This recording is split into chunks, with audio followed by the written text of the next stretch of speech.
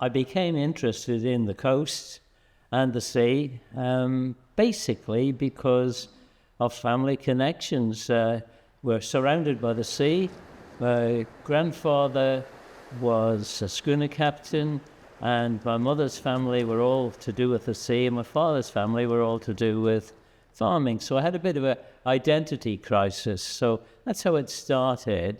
But my hobbies, my interests, initially living in Cregnish with about 20 houses, was fishing and sport. And it began that way. And gradually, when I got to about 11, we moved down to Fisted, close to Perwick, and I had a small boat down there, and I was lucky enough that one of my father's friends, a fellow called John Gorn, lived close, and we called him Old John Gorn. He was about 20 years younger than I am now, and he'd been sailing on the Nickies, the old Manx fishing vessels, about 50, 55 foot long. He was a wealth of stories, and he was a wealth of information. He had a little boat down Perwick called the Bonnie Lass, which is in the Nautical Museum. I got a little boat down there, and I guess he introduced me to all sorts of things that would have taken me years to find out. The tides, the wind direction, the changes in the weather, and gradually that's where it all started. It was a really fascinating time going around the crab holes, putting out herring nets, trammels, and various other nets like that. And eventually I built a smokehouse where I could do 426 kippers, and that was sort of quite fascinating. So that was the beginning of it.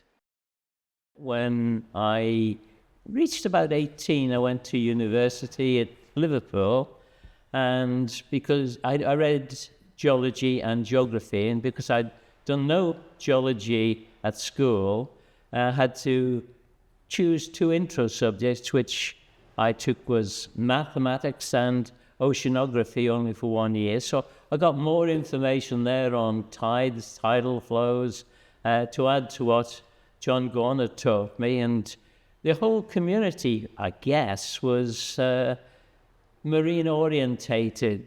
There were loads of herring boats in kipper houses in Port St Mary, lots of stories, and basically where you have the sea, I guess you have, as I was told when I was a kiddywink, that the sea and fire are much the same.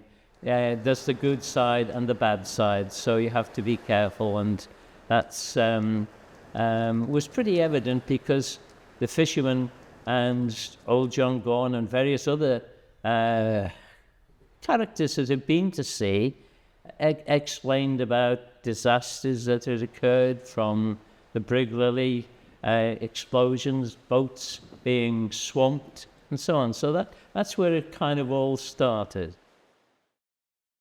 It was a Dutch fellow lad who had a small boat called the Elkhound, and I used to go out with him regularly and go to the chickens with Juan Clegg, who had a boat called the Scrail, and you pick up knowledge from everybody. And each time I went out, I tried to anticipate where there would be a rock exposed or where it would be dangerous, and I was told areas that you could get inside the tide and places that you couldn't. So the local knowledge was particularly important for the inshore lifeboats, which are on either side of me, simply because you're in shallow water, and the names of the rocks.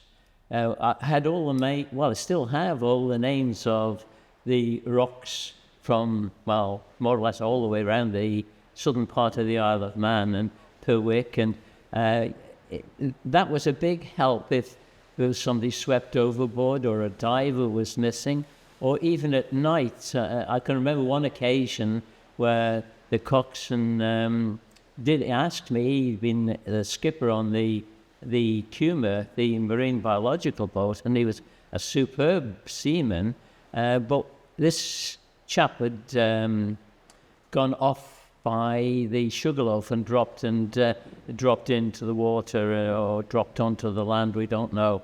And he asked me how close he could go. Now, because I had a small boat and people had a small boat, we were often in very close, whereas the lifeboat would have been perhaps in some sort of danger.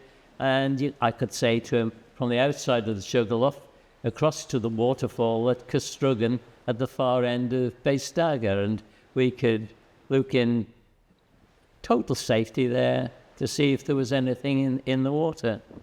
So I think the local knowledge was particularly important, particularly for the coxswains, because the coxswains, I think the ones that were lobster fishermen, had an amazing advantage if they were the right temperament, because they could envisage when the water was slack, when the float, or mollig as we called it, came to the surface, which way it was drifting, whether the tides were, there was a countercurrent, which there is in several places down the coast, and all that gave us a tremendous amount of confidence in the coxswains. And the 4 coxswains that I was involved with as a pure crew member, I had total confidence in their ability,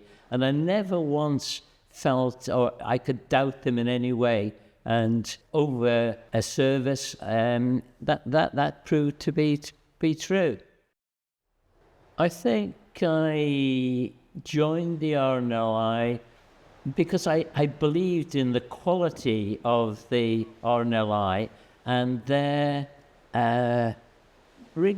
ideas. They were superbly organised, and the role to save lives at sea cannot be doubted.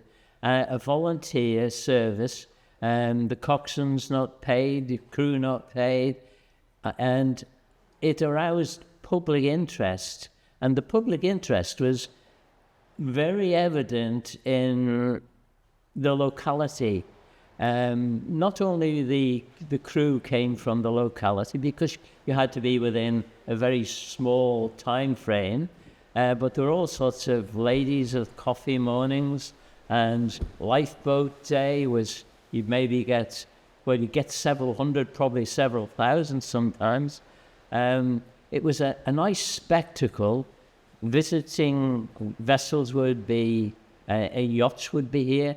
The flank stations, Douglas Lifeboat, Port St Mary Lifeboat would be down, and sometimes Peel. And there was a great support from the other flank stations as well. It was a tremendous part of an atmosphere that was incredibly well supported by the community. Initially, before I joined, a friend of mine, a fellow called Henry, and I were, if the Maroons went off, and they were set off from a mortar outside here with a tremendous bang, and we'd jump on the bike and come down here and watch the launch, and you'd get down and there'd be 30, 40 people, whether it was actually daylight or night time. It was a kind of free event, and the people would be saying, "What's going on? Where are they? What's it for?" And I guess it was probably more often because the casualties had less safety equipment, from location and all the rest of it. So it was a big event, I think. I got to the stage where I was friendly with John Gorn, my first coxswain, who sadly died of cancer. A lovely sort of fellow, a lobster fisherman, and he was the coxswain on the 47-foot Watson that we had here. And he said to me one day when I was at his house, not far from here, just along the road in Lime Street, he said, "Have you ever thought about joining the crew?" And it was a small crew. Most of them couldn't swim, which is perhaps sounds a bit bizarre, but when I mentioned that to him, he said, well, what's the point of swimming with you've got Wellingtons on and you're 2 miles out or something? But I joined then, and I was on the inshore lifeboat initially, and thoroughly enjoyed that. I enjoyed a lot more power with the engine. We going from a little Seagull Plus to a much bigger one, and it introduced new challenges which were great, and I enjoyed that, and I enjoyed working with the other crews. And again, I have to go back to the RNLI. Their training all the way through from the time I joined until the time I left was tremendous. It was absolutely superb. We had various courses to do, navigation, which I found that relatively easy, using having done maths as one of my A-level subjects. First aid, which I found was useful, and also useful in my job, and useful outside the job as well. Just in the community at odd times, it was very, very helpful. Now they go to pool, but other courses were in Lancashire, some of them, and some they bring a coach over, and we'd learn how to use the marine radios, which had developed immensely from, on the Watson, you had a little black phone, more or less, you squeezed, and you spoke in it, and you found your position by getting a signal from top of the Chasm Hill there. There's a lighthouse station there. You get the Morse signal, CN, and you get a signal from somewhere else, and where the lines crossed, that's roughly where you were. So it was kind of fairly primitive in a way compared with the GPS. But we went through a stage where we had Decker first, where it was like a map with lanes on, and red lines, green lines, and purple lines. The reds and greens crossed at right angles pretty well, and that you knew where you were, but the purple was at a very acute angle, and the crossing point was a little bit dodgy, so you weren't sure where you were particularly. Then we got radar, which was tremendously helpful, except in fog, where you would have like a center clutter, a white area where you were going to, and there could be a yacht or a boat in it, and charging around in the dark was, that was the thing I liked least about the weather. I was generally not fazed at all by rough weather, but I wasn't very comfortable. I was tense, I think, was the right way of putting it. But again, the coxswains were quality leaders, and I think all of them had the same sort of quality of leadership, though they were kind of very, very different personalities. I joined in 1970, and I did 27 and a half years on the crew, and then I reached the age of senility as far as the RNLI are concerned. You reach an age, and that's it.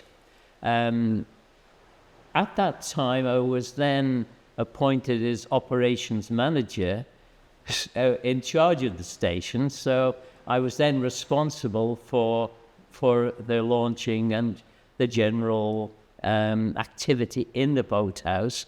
Though when the boat left the pier, I was no longer in charge. The coxswain was in charge, and he was responsible for giving the crew list, picking up the details, everything. And that's why I think the coxswains are pivotal, and I guess they're much the same in every station. But that's what it was. 27 and a half years on the crew, which included time on the inshore lifeboat and time on the larger boat, or the all-weather boat, really. The crew were from all walks of life. We had sort of a hotel owner who happened to be a Scot, Derek McCutcheon, and he was absolutely superb as the lifeboat mechanic. but we had teachers, we had ones working in hotels, ones working for government, a great range, but there was this sort of camaraderie about them, and we socialised quite a lot. We'd have, after a bit of a nasty trip, we'd go back to the Point Hotel, and the Scot there would give us a slightly something to liven us up, and also we'd have Christmas or New Year meal out somewhere, but obviously we couldn't have a meal out too far away, simply in case there was a call out. One of our coxswains, the one I served most with, was a fellow that lived next door to this building here. He was called Norman Quillen, and I would say he was just totally outstanding, and wherever he was, we felt confident with him in very heavy weather. And in heavy weather, if things were going badly, he'd say, "Let's get to hell out of here." And, you know, his calmness, that was the height of panic from me. So we all felt sort of comfortable, but he described things like he'd come down, the noise was great outside. He'd say in kind of Anglo-Manx, "There's a thrummin' in the rigging." In other words, it was sort of an evocative way of presenting the wind blasting through the yachts or the boats that were around the place. I didn't like fog. I was very tense, but wasn't really bothered by nasty seas so much. I mean, I was obviously aware of the difficulty for which in the boat we had to slacken off speed in certain circumstances, but I wasn't particularly bothered about heavy weather. And I guess every lifeboat crew experiences the same heavy weather for some of the time. The range of calls varies quite considerably, from somebody running out of fuel or somebody being sick or something different, bad weather, damaged sails, broken propeller or broken rudder or something. Though I have to admit I was seasick once, and I went back to work and I spoke to one of our hosts and said, "Thank you for the meal, but I was a little bit ill the next day." And he was very indignant, and then I said to him, well, I was about 7 miles west of the Calf of Man, and I'd been round at the house and had a very big meal with a nasty starter, a nasty meal, plenty of wine, red wine, green wine, purple wine, you name it, it was all mine. So that was the only time I felt ill. But I did have one occasion with a yacht called Rampart that was in the top 3 heaviest weather I've ever been in.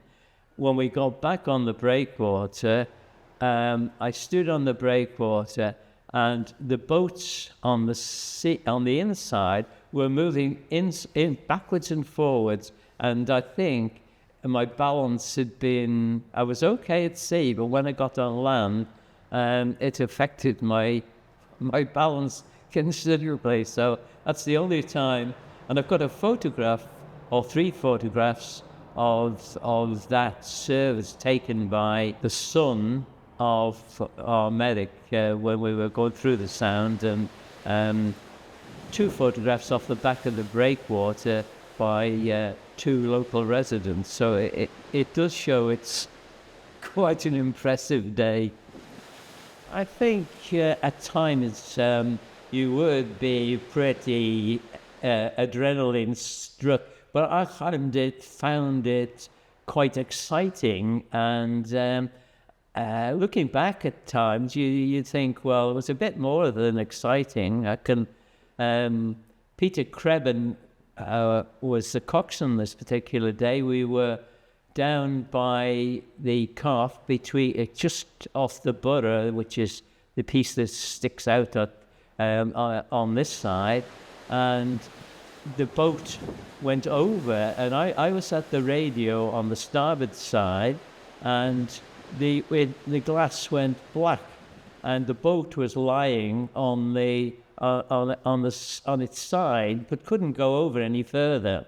And two on top, one of them was one of the crew called Steve Franks, and he said we had our feet up on the glass at the top, but the lightkeepers thought we'd gone over on the calf, but we in actual fact, she just went over. And the beauty of that particular boat at the RN 5406, it was 54 feet long, number 6, it was a superb boat. It went over quickly, came back quickly, whereas the ones that go over slowly and come back slowly are positively dangerous, I would say.